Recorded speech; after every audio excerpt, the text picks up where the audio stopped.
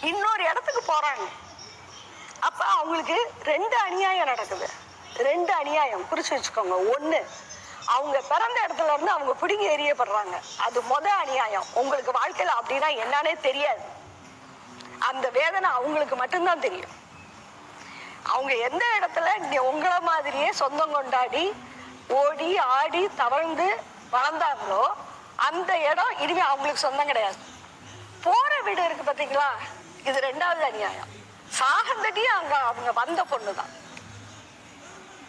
அது அவங்க வீடு.